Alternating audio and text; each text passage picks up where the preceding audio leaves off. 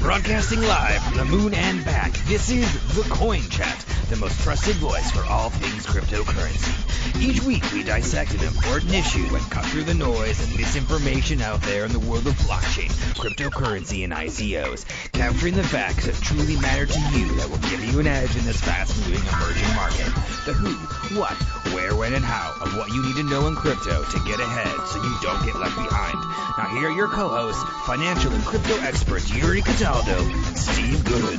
Hey, this is Steve Good on the Coin Chat with Yuri Cataldo, and we are joined today by Ryan, otherwise known as Fishy Guts, from Pirate Chain R, as they say in Pirate Chain Land. So, Fishy Guts, Ryan. Wait, what do you want us to call you today, Ryan or Fishy Guts? Either one is fine, whichever you prefer, Steve. I have no reservations towards you. Well, nice to have you on the show. Thank you very much for taking the time out. I know you guys are very busy. Lot of stuff going on. And also, I should mention, you are part of the Komodo environment too. So I guess before we dive into understanding Pirate Chain, can you just tell us a bit about how you got connected with Komodo? Because I think that's really interesting. Absolutely. Steve, about a year ago, this time March, Komodo was releasing all of their decentralized ICO platform projects where you could run an ICO and have it fully decentralized. Buyers could buy the coin from wallet to wallet, and there wouldn't have to be an intermediary. It was a really great solution, I felt, towards the standard ICO problems of whitelisting or bogged down servers, right? I thought it was just a fantastic solution. Yeah. And so as a community member, I was pushing raffles and giveaways for that. And then about 6 months later, James, out of the blue, had contacted me about helping out with the business and community development for this new Z address only privacy coin they had just created on accident, basically. Right. So when a man like, or a woman, I don't know, like JL777 asks you to work with them, if you have the ability to say yes, you say yes. How could you say no to JL777? Right. We haven't even met him yet. I mean, we've had CA333 on the show a couple of times. Right. His name's Caden.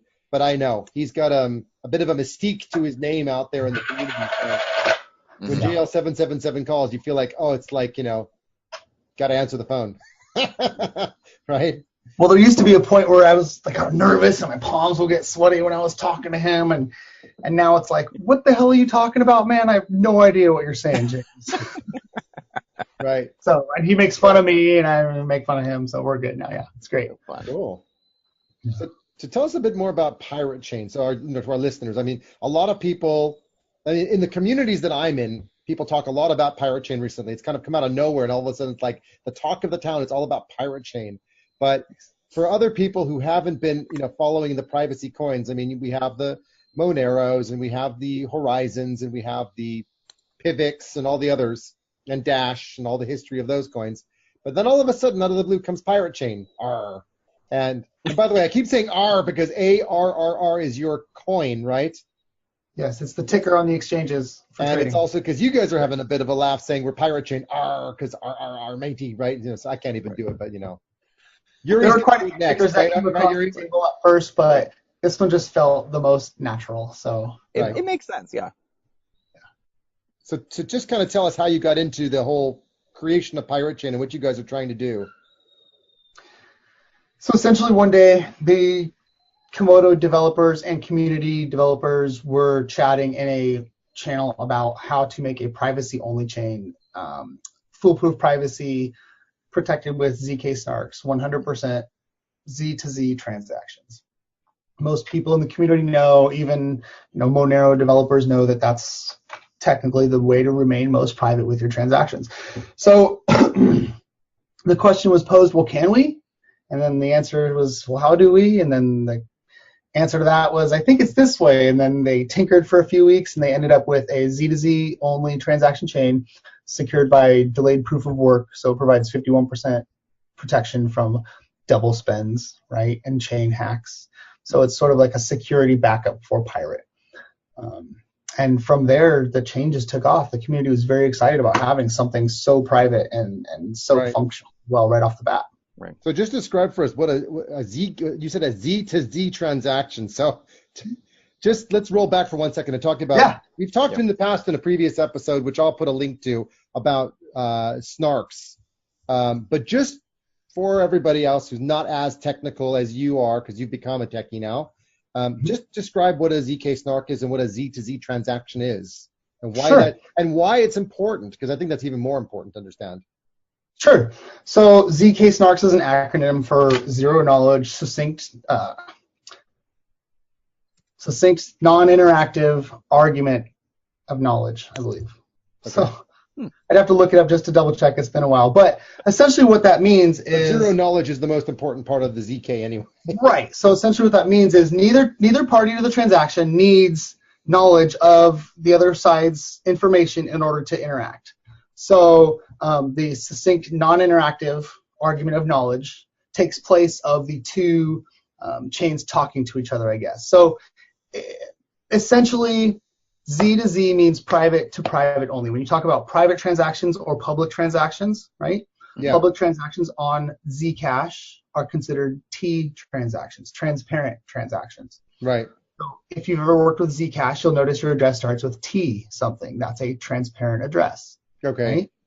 So if you work on a privacy side, it will start, if you were on Sapling now, it's a ZS. So any private Z addresses start with ZS. This simply means that there's no data being transmitted on the blockchain explorer. So when you send the information, there's no information about the transaction. And when the person receives the information, there's no information that they can read about the transaction. Mm-hmm. And what I mean by that is this here. If you go to our explorer, each transaction here is made. These are the Coinbase generated coins, right? Mm-hmm.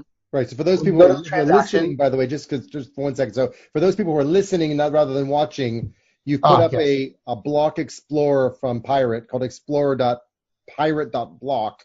And there you can actually see the data that's transmitting, or at least as much as you're able to show, given the level of security and privacy that we're dealing with here. So I just wanted to just mention that for the listeners. So as you go through the block explorer, you'll notice every block has a Coinbase generation, just like any block reward. That's what the block reward is the Coinbase being generated. Mm-hmm. So that's the 256 Pirate you see here, and that'll be on every block. But this block has 3 transactions in it.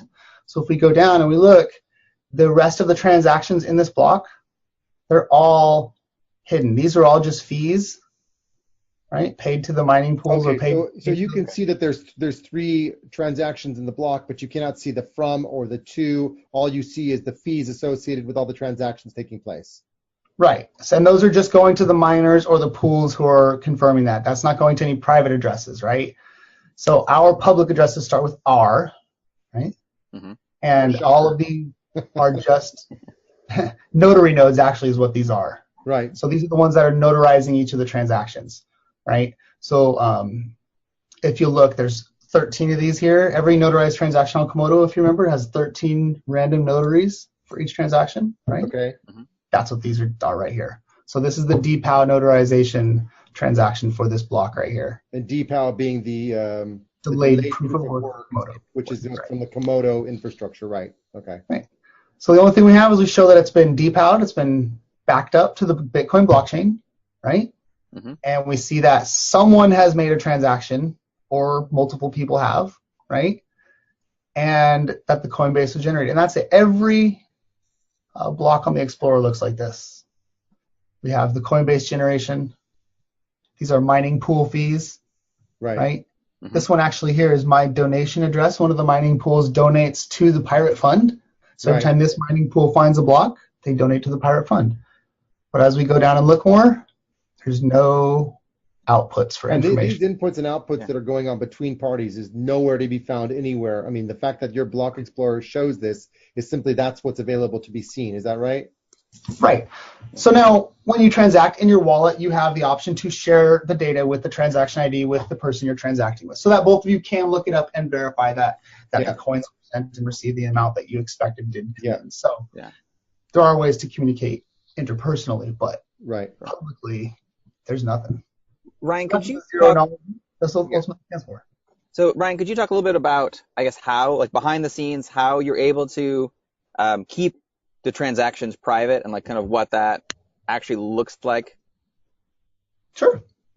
So the zero knowledge interactive protocol basically, let me give you an example like this.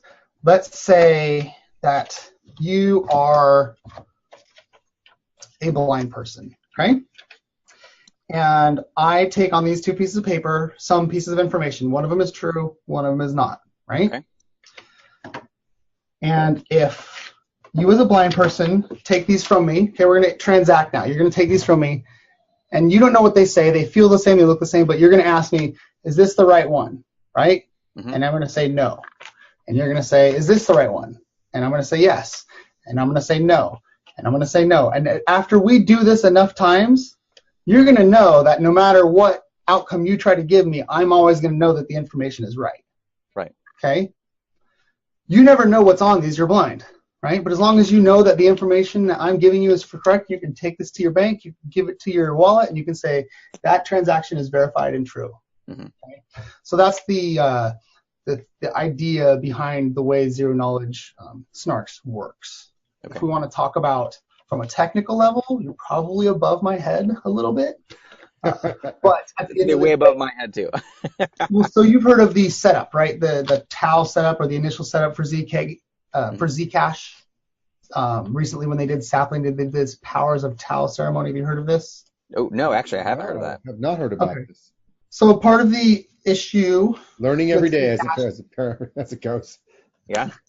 they have this thing called the trusted setup. And what that essentially is, it takes a group of cryptographers and users to generate portions of a master public key, right? So each user gets a little piece of this, and they generate a little piece of it all together. And then at the end of that, as long as one of those groups of people aren't compromised, the entire master public key will be fine, right? Mm-hmm. So think of it, if you have a 24-word key phrase like you might be familiar with, yes? Yep. Yes. Mnemonic If phrases. someone finds out 23 of those words, but still doesn't find out that 24th word, you're still safe, Right. Yeah. right? So Zcash, when they first started, for the most recently, the Sapling one, they had over 80 people contributing a little piece of this code to the initial proving key. And that proving key was basically ends up being these zeros and ones that you and I use to communicate. It determines the numerical fashion of this. Okay? Cool. So going forward, this will always be the same for every transaction, but nobody knows what it is. Right. Right? No one can decrypt it because that original 83 peoples have created this safely and destroyed their cryptographic waste that used to create the password. So essentially, once that ceremony is done and created, now all of us can interact and communicate like this. With your hands over your eyes. That the proving key is Right. taking care of all of the data confirmation between the two. So I'm sure that was probably more confusing than you wanted. No, that makes sense. I mean, we're entering a world where, privacy and the way it's being transmitted technically is, as some people have said, this is the time for cryptographers, right? For all these years, what use was a cryptographer really? And all of a sudden, this is the era of the cryptographer has their way in life now. Finally, they get to say, this is how it's going to work. And it's so cool because they're coming up with so many innovative ways to transmit information.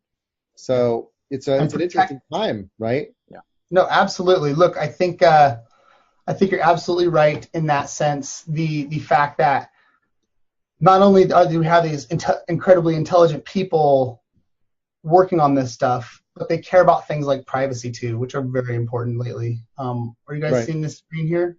Yes. So even Fluffy, Mr. Monero, knows that Zcash, remember we talked about the Z to Z addresses? Yeah. Is the most private way to transact right now, right? Now, when you talk to him about this, he won't admit that that's not without trade-offs, and I don't disagree with him, right? He's a very smart man. Mm-hmm. But some of those trade-offs are that cryptographic key process generation we mentioned earlier, right? You got to have a pretty big tinfoil hat to believe that someone's able to hack 83 people all at once in the same short time span and then, compromise that ceremony. Yeah. Yeah, for sure. So not to say it's not possible, but come on. I mean, so if we start talking about like how private is private, I mean, this gets into kind of we got